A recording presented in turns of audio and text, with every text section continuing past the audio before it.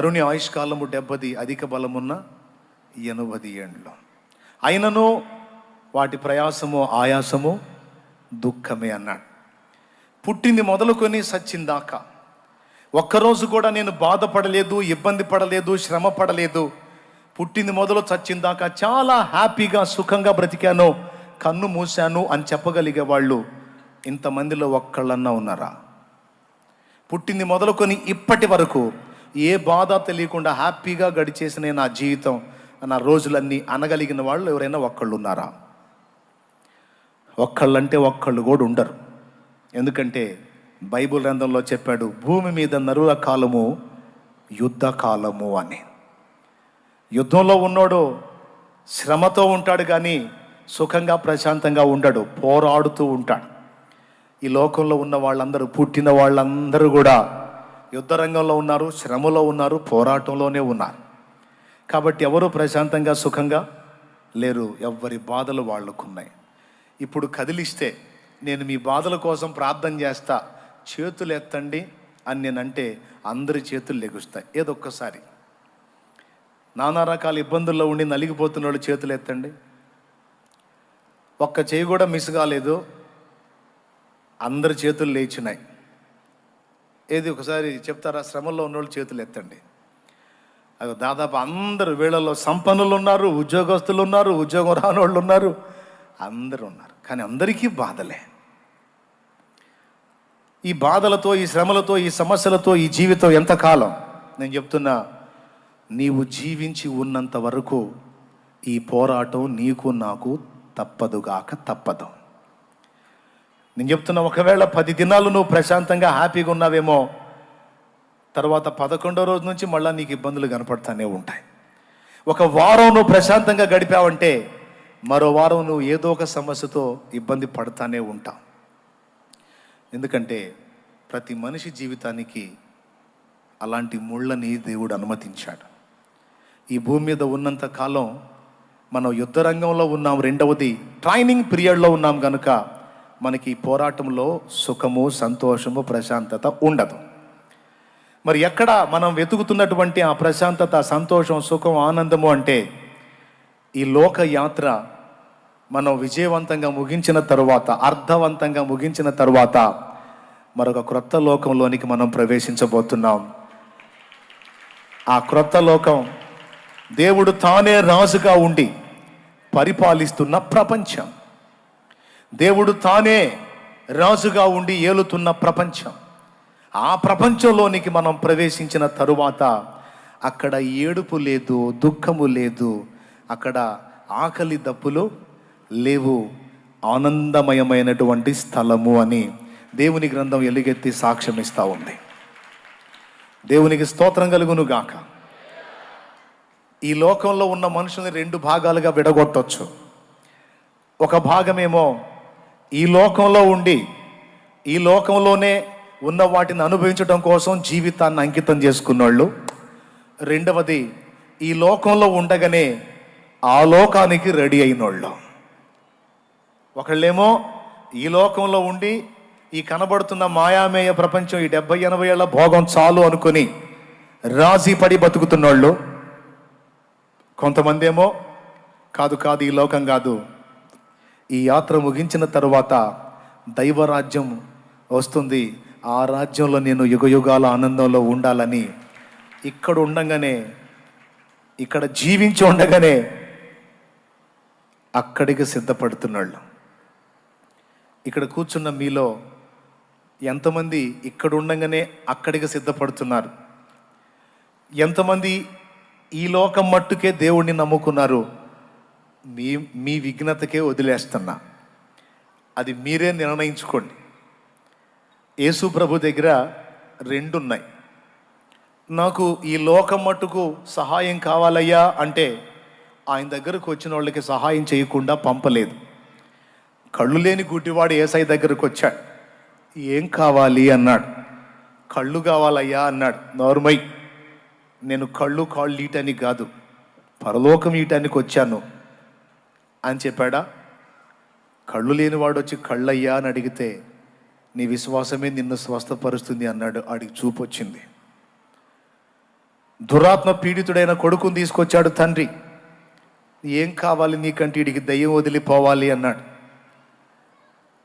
నీ విశ్వాసం చొప్పున కలిగిద్ది పో అన్నాడు. వాడికి దయ్యం వదిలి వెళ్ళిపోయింది. కనాను స్త్రీ ఆయన వెంటబడే నా కూతుర్ని కాపాడయ్యా అని అడిగింది. బాగుపడిద్ది పో అన్నాడు, బాగుపడింది. ఆకలయ్యా అన్నాడు ఒకళ్ళు, రొట్టె పెట్టాడు. దాహమయ్యా అన్నాడు ఇంకొకడు, నీరిచ్చాడు, ద్రాక్షరసం ఇచ్చాడు. యేసు ప్రభు దగ్గరకు వచ్చిన వాళ్ళకి 2 రకముల సహాయపడగల సమర్థుడు ఆయన. అయితే పౌలు అంటాడు, ఇప్పటి జీవం వరకు మాత్రమే, ఈ లోకం వరకే మనం ఆయన యందు విశ్వాసము గలవారం అయితే మనకన్నా దౌర్భాగ్యుడు ఇంకొకడు ఉండడు అంటాడు. దౌర్భాగ్యుడు అంటే భాగ్యం పోగొట్టుకున్నాడు. మనం నష్టపోయిన వాళ్ళ జాబితాలో ఉంటామన్నాడు. ఈ లోకం మట్టుకే మనం దేవుణ్ణి విశ్వసించటం కాదు, నిత్య జీవం పర్యంతం మనం ఆయన్ని విశ్వసించాలి. ఎందుకంటే మనకి శాశ్వత ప్రయోజనం అక్కడ ఉంది. ఆ ప్రయోజనాన్ని కల్పించడానికి ఇక్కడ మనల్ని దేవుడు రెడీ చేస్తున్నాడని గుర్తుపట్టి దాని కొరకు ఆయత్తపడతా ఉన్నారు. ఈ మనుషుల్లో ఒక వర్గం ఏమో చచ్చాక సంగతి ఎవడు చూశాడు. ఈ లోకంలో మనం పుట్టాం కాబట్టి హాయిగా సుఖించాలి, ఆనందించాలి, జీవితాన్ని అనుభవించాలి, ఆస్వాదించాలి. చచ్చినాక సంగతులు మనకు అనవసరం. ఉన్నంత వరకు లైఫ్ను ఎంజాయ్ చేద్దామని ఒక పక్క దేవుడు ఇలా ఎలుగెత్తి ఘోషింపజేస్తున్నా చెవిటివాడి ముందు శంఖం ఊదినట్టు ఏమీ పట్టకుండా అలాగ నడుచుకుంటూ వెళ్ళిపోతున్నారు కొంతమంది. నా ప్రియమైన దేవుని బిడ్డలారా, ఈ రాత్రి వేళ ఎందుకు వచ్చావో నీకు తెలుసు. దేవుని పాదాల చెంతకు ఈ మాటలు నీ మనసులోకి తీసుకొని నీ జీవితాన్ని గురించి ఒక ఆలోచన ఈ ఒక్క రాత్రి ఒక్కసారి చెయ్యి. నేను ఒక్కసారి ఆలోచన చేశాను, నా లైఫ్ ఒక అద్భుతమైన మలుపు తిరిగింది. గట్టిగా ఒక్క రాత్రి, ఒక్క ఆలోచన, ఒక్క నిర్ణయం ఎంత అద్భుతమైన మలుపో చెప్పలేను, అది మీకే తెలుసు. ఈ రాత్రి నువ్వు చేసే ఆలోచన కూడా నీ జీవితాన్ని ఒక మలుపు తిప్పబోతుందని నేను నమ్ముతున్నాను. చెప్పండి, శాశ్వత జీవం కావాలా, ఇక్కడి జీవం కావాలా? శాశ్వత జీవం కావాలి అన్నోళ్ళు చేయొద్దండి. ఏ జీవం కావాలి? శాశ్వత జీవం కావాలి అన్నోళ్ళు చేయొద్దండి, వదిలేయండి. లేదు ముందు ఇక్కడి పరిస్థితులు బాగుపడాలి, ఇక్కడి జీవం కావాలి అన్నోళ్ళు ఎవరైనా ఉంటే చేతులు ఎత్తండి. ఇక్కడ జీవం కావాలి. నాకు తెలిసి ఇంత మ్యాటర్ వర్ణించి చెప్పినాక ఎవరు చేతులు ఎత్తరని నా నమ్మకం. నాకు తెలిసి చేతులు ఎత్తరు. అయినా ఒక్క మాట చెప్పనివ్వండి, మీరు చేతులు ఎత్తకపోయినా మీరు అవసరత కలిగి ఉన్నారు. మీలో ఇబ్బంది లేని మనిషి అంటూ ఎవరూ లేరు. ఎవరికి తగ్గే వాళ్ళకు ఉన్నాయి. అప్పులతో బాధపడే వాళ్ళు ఉన్నారు, శరీర బలహీనతలతో బాధపడే వాళ్ళు ఉన్నారు, కుటుంబంలో వ్యక్తులు వ్యసనాలకు బానిసలు అయిపోయి వాళ్ళు మారక ఇబ్బంది పడే వాళ్ళు ఉన్నారు, రకరకాలుగా కోర్టు కేసుల్లో బాధపడే వాళ్ళు ఉన్నారు, కష్టపడి చదివిన ఉద్యోగం రాక ఇబ్బంది పడే వాళ్ళు ఉన్నారు, వివాహమైనా కూడా సంవత్సరాలు గడిచిన సంతానం లేక గొడ్రాలు అని నింద మోస్తున్న వాళ్ళు ఉన్నారు, చెయ్యని పాపానికి నిందల పాలైన వాళ్ళు ఉన్నారు. ఇలా చెప్పుకుంటూ పోతే నానా రకాల బాధల్లో బోలెడంతమంది ఉన్నారు. ఎవరికి తగ్గవి వాళ్ళకు ఉన్నాయి. అయితే ఒక్క మాట, ఈరోజు భూమి మీద నువ్వు అనుభవిస్తున్న ఈ బాధలు, వేదనలు, ఇరుకులు, ఇబ్బందులు, కష్టాలు, కన్నీళ్ళు, ఇవన్నీ నీకు తొలగించటం కూడా యేసయ్యకు చేతవు. వాటి నుంచి నిన్ను విడిపించడం కూడా యేసయ్యకు చేతవు. కానీ అవసరాన్ని బట్టి నీకు అనుమతించబడ్డాయి అని బైబిల్లో ఒక మాట ఉంది.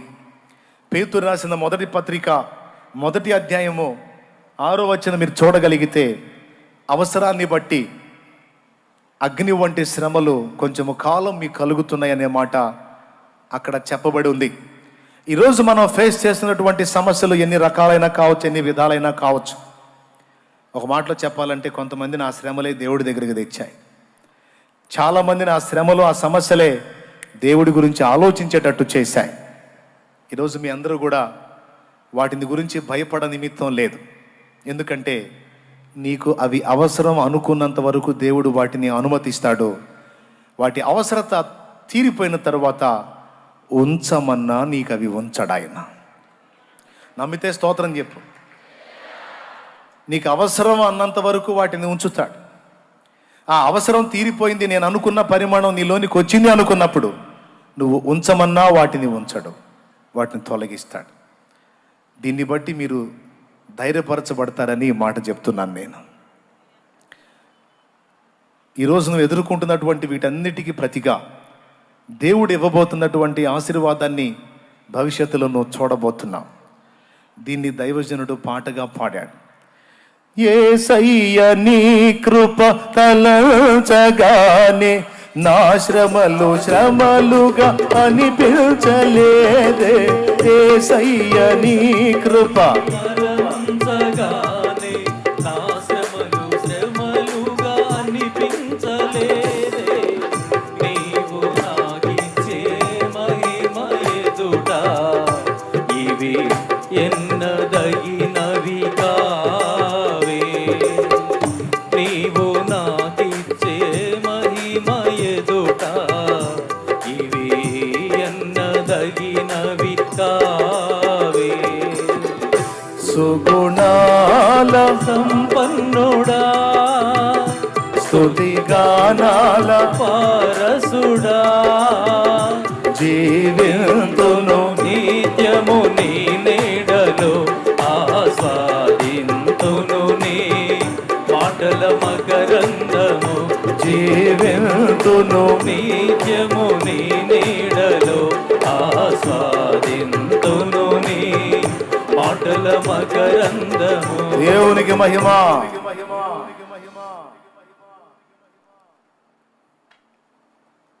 ఈరోజు మనం అనుభవిస్తున్నటువంటివన్నీ కూడా భవిష్యత్ కాలంలో దేవుడు మనకి ఇవ్వబోతున్న ఆశీర్వాదాలతో పోల్చి చూసుకుంటే అస్సలు ఎన్నదగినవి కావు. వాటిని అసలు లక్ష్య పెట్టొద్దు అని దేవుడు స్పష్టంగా మాట్లాడుతున్నాడు. నీ మైండ్ ఈ భూ సంబంధమైన వాటి మీద నుండి నా వైపుకు మళ్ళించు, అక్కడికి సిద్ధపడు, అక్కడికి సిద్ధపరచుకో అని దేవుడు మాట్లాడుతున్నాడు. షాలేము రాజు అనబడే నువ్వు 100 సార్లు నాకు కలిసిన నేను చెప్పడానికి ఇష్టపడే మాట ఇదే: ఇక్కడి భోగం కాదు, అక్కడ దానికి సిద్ధపడండి అని. మీకు అన్నీ ఇచ్చేస్తాడు దేవుడు అని నేను ప్రశాంతంగా ప్రసంగం చేశాను అనుకో, చాలామందికి నేను నచ్చొచ్చు.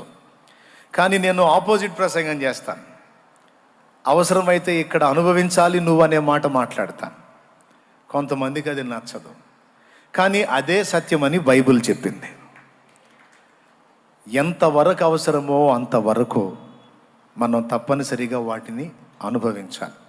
అసలు మనం వచ్చిందే అందుకు. ఓకే, ఆ తర్వాత మనం ఎక్కడికి చేరబోతున్నాం? ఆ మహిమలోకి చేరబోతున్నాం.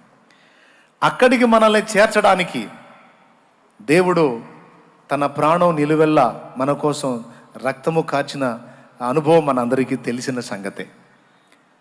ఇక్కడిది ఇవ్వడానికి కాదు, ఇంతకంటే శ్రేష్టమైన నిత్యత్వం ఇవ్వడానికి. మనకు నిత్య నాశనాన్ని తీసుకొచ్చిన నరకం నుండి, పాపం నుండి మనల్ని కాపాడటానికి ఆయన నిలువెల్లా గాయాలమయమై రక్తసిక్తమై ప్రాణత్యాగం చేసి అసూలు బాశాడు. మనందరి కొరకు తన ప్రాణమును క్రయధనంగా చెల్లించి విమోచన మార్గాన్ని మనకు చూపించాడు. దేవా నువ్వెవరివి అని అడిగినటువంటి ఋషులకు తానెవరో బయలుపరిచాడు. మేమెందుకు ఇంత పాపం చేస్తున్నాం, మా పితరులు ఎందుకు ఇలాగ అయ్యారు, మేమెందుకు ఇలా అయ్యామన్న ప్రశ్నకి ఆయన సమాధానం చెప్పాడు. అది గ్రంథస్థం చేశారు. మా పాపాల్లోంచి మేము బయటపడే మార్గం ఏది?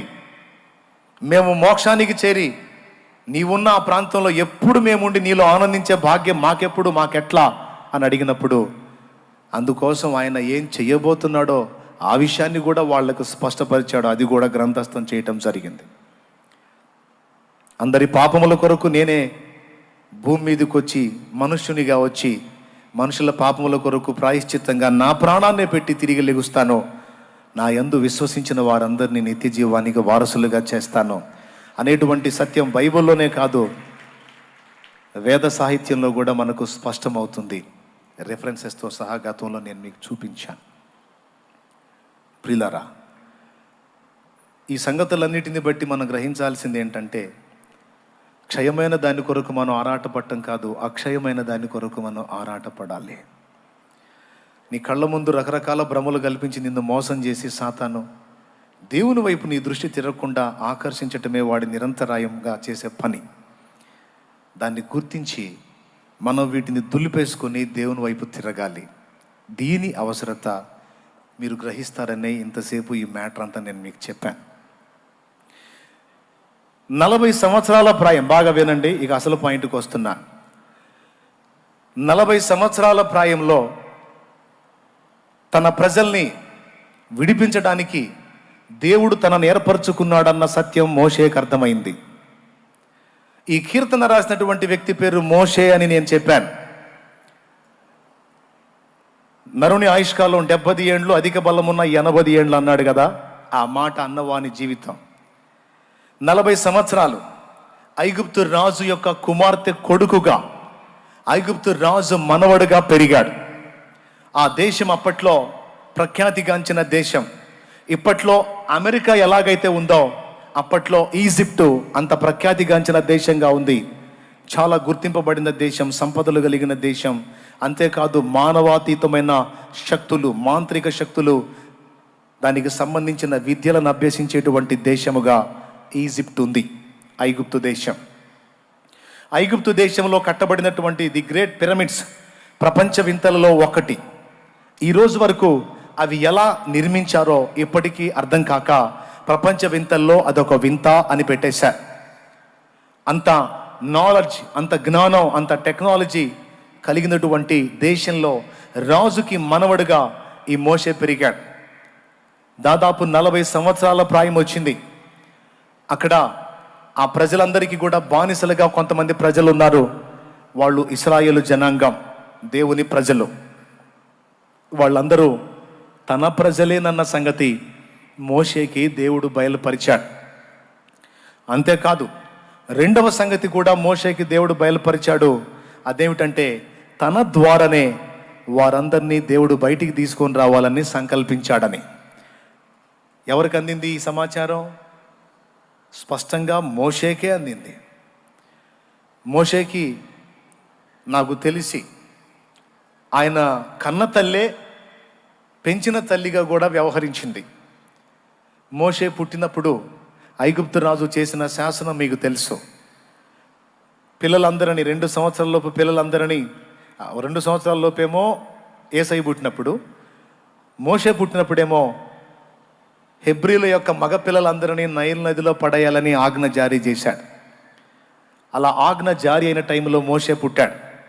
3 నెలల నుంచి మరికొన్ని నెలలు వాళ్ళు ఆ పిల్లవాడిని దాచిపెట్టి ఇక ఆపలేక ఒక జమ్ము బుట్టలో ఆ బిడ్డను పెట్టి దానికి కీలు పూసి నైల్ నదిలో వదిలిపెట్టడం. ఆ జమ్ము బుట్టలో ఉన్న శిశువు రాజు కూతురు స్నానం చేసే ప్రదేశానికి ఆ బుట్టను దేవుడు నడిపించటం. ఆ బుట్టను ఆమె దగ్గరకు తీసుకొని అందులో ఉన్న మోషే బాలుణ్ణి చేతుల్లోకి తీసుకోవటం.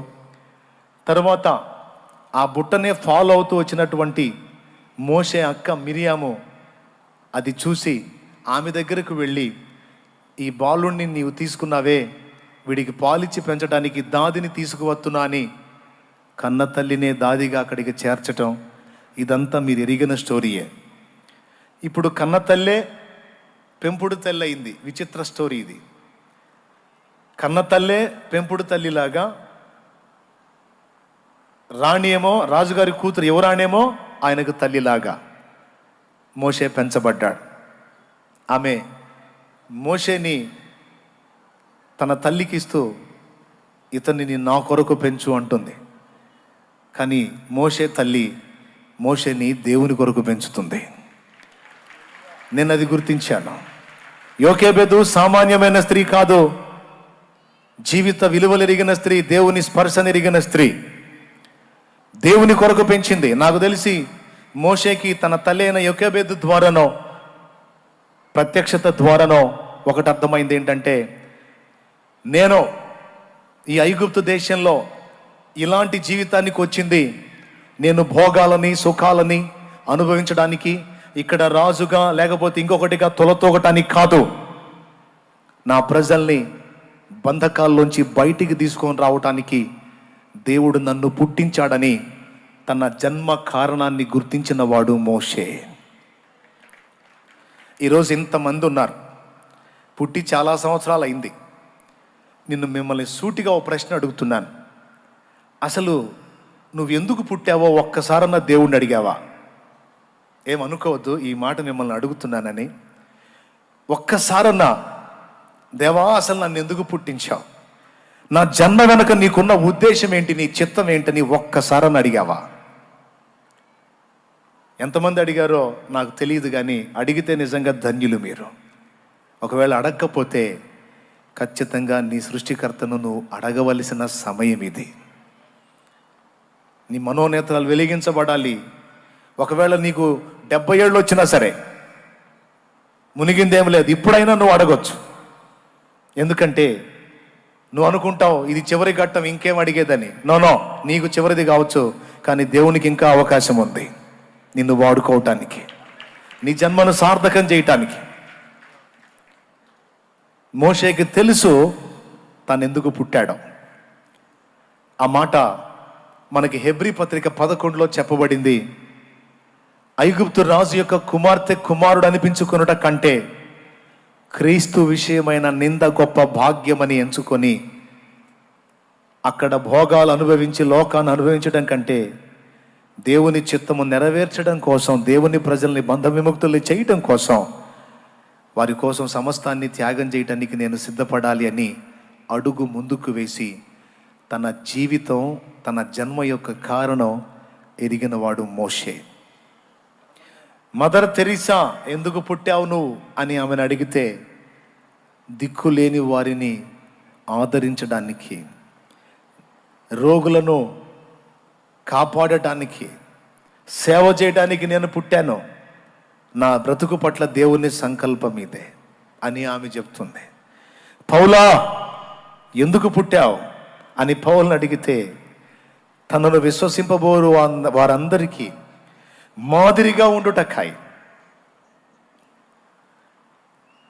అన్యజనులకు సువార్త ప్రకటించుటకాయ్, నశించిపోతున్న ఆత్మలను రక్షించుటకాయ్, భవిష్యత్తులో దేవుడు సమకూర్చబోతున్నటువంటి సంఘానికి సిద్ధాంతపరమైన పునాదులు వేయుటకాయ్, నేర్పరైన శిల్పకారుని వల్లే ఉండుటకు దేవుడు నన్ను ఏర్పరచుకున్నాడని పౌలు చెప్తాడు. ఎందుకు పుట్టావు అని అడిగితే తమ జన్మకు కారణం వీళ్ళందరూ చెప్తారు. ఈరోజు నిన్ను అడుగుతున్నాను, ఈ రాత్రి నువ్వు అడుగు దేవుని ముందు, దేవా నన్నెందుకు పుట్టించావని.